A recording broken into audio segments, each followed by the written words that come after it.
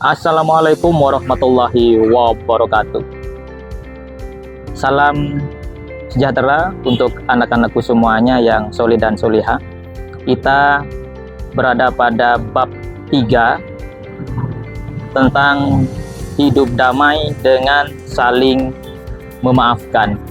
Pada bab 3 ini yang akan dibahas yaitu pengertian maaf dan memaafkan. Yang kedua, pentingnya penyesalan atas kesalahan. Yang ketiga, mengapa harus memaafkan. Dan yang terakhir, hikmah menyatakan penyesalan dan memaafkan. Seperti apakah materinya? Pengertian maaf dan memaafkan. Anak-anakku yang soleh dan solehah tentunya bertanya-tanya, apakah arti maaf dan memaafkan? Maaf artinya memohon ampun atas kesalahan yang telah terjadi, baik secara disengaja ataupun tidak disengaja. Bagaimanakah dengan memaafkan? Anak-anakku yang soleh dan solehah, selanjutnya tentang memaafkan. Apakah arti memaafkan? Memaafkan adalah menghapus rasa benci, rasa emosi, rasa marah kepada orang lain yang telah berbuat tidak baik kepada kita. Sebesar apapun kesalahan yang dilakukan kepada kita, maka kita memaafkan dengan senang hati.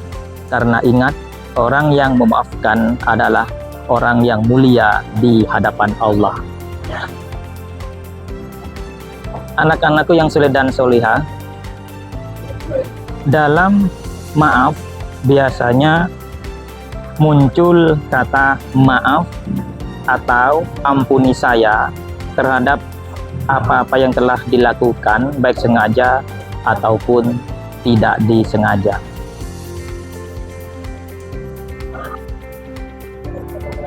Memaafkan adalah rasa ikhlas hati, tidak marah, tidak emosi, dan menerima dengan senang hati segala yang telah dilakukan dan tidak ada dendam amarah untuk membalasnya. Contoh memaafkan ketika di kelas, ketika anak-anakku datang terlambat, maka dengan segera meminta maaf kepada guru kelas. Ketika di rumah, minta maaf kepada adik ketika berbuat salah kepadanya. Minta maaf kepada kedua orang tua karena telah membuat jengkel.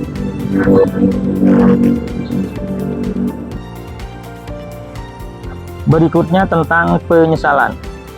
Penyesalan adalah perasaan tidak tenang atau sedih karena melakukan sesuatu sehingga membuat orang lain tidak senang, tidak suka, dan terganggu.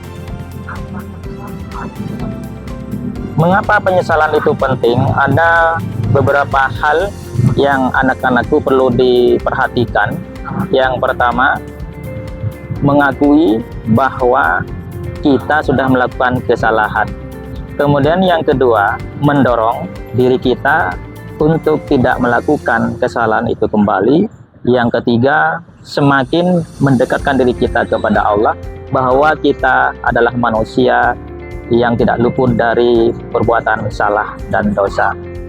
Kemudian yang ketiga, menghindari untuk tidak mengulangi kesalahan itu. Dan yang terakhir, menumbuhkan kerendahan hati. Penyesalan muncul karena merasa diri bersalah, sehingga orang lain merasa terganggu dan menyadari bahwa yang dilakukan itu adalah salah dan tidak akan diulangi lagi. Memaafkan adalah sikap ikhlas, tidak memiliki rasa dendam, menerima dengan tulus segala perbuatan yang telah dilakukan, sehingga yang dilakukan kepadanya diterima dengan senang hati dan dimaafkan.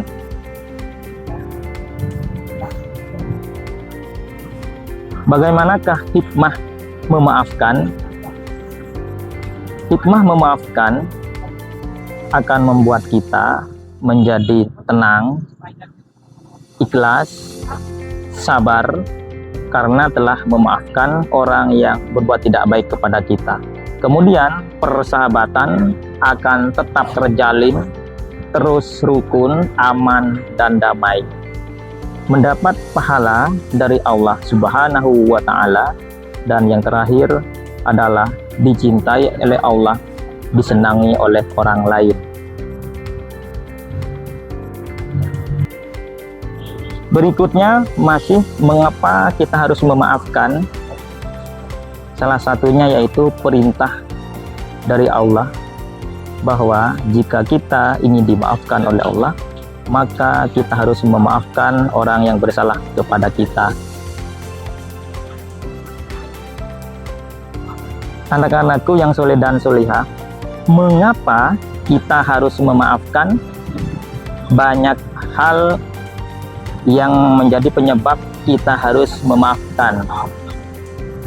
Di antaranya, semakin mempererat persaudaraan. Ketika anak-anakku memaafkan orang yang bersalah, baik sengaja ataupun tidak sengaja, maka dalam dirinya, dalam orang yang bersalah itu akan muncul, ternyata anak-anakku ini adalah termasuk insan yang baik hati. Walaupun dilakukan sesuatu yang tidak baik, maka dibalas dengan sesuatu yang baik, bukan dibalas dengan sesuatu yang tidak baik. Berikutnya, menenangkan hati. Dengan memaafkan orang, maka hati kita akan tenang, sehingga antara kita dan orang yang berbuat salah pada kita tidak ada lagi gap, sehingga kita dan orang itu bisa menjadi sebuah persaudaraan yang baik dalam kehidupan sehari-hari. Berikutnya adalah mendapat pahala dari Allah. Orang yang memaafkan, maka dia merupakan salah satu yang memiliki sikap mulia di hadapan Allah.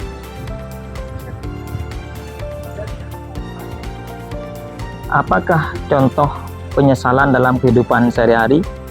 Anak-anakku yang soleh dan solihah, contohnya adalah ketika di sekolah melakukan kesalahan dengan mengganggu teman ketika pelajaran, maka langsung menyesali bahwa perbuatan itu tidak benar. Ketika di rumah, menyesal ketika oleh orang tua disuruh segera sholat tetapi masih main game, maka dengan segera menyesali perbuatan itu. Dan ketika saat ujian, merasa menyesal karena telah mencontek.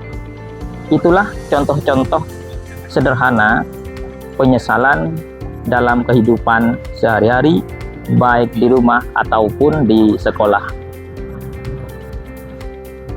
Anak-anakku yang soleh dan solihah, dari beberapa penjelasan tadi, tentunya ada hikmah yang bisa kita ambil. Hikmah menyatakan penyesalan. Yang pertama, hati menjadi tenang, tidak lagi menyembunyikan kesalahan. Yang kedua, mendapat kesempatan untuk memperbaiki diri, merubah diri menjadi yang lebih baik.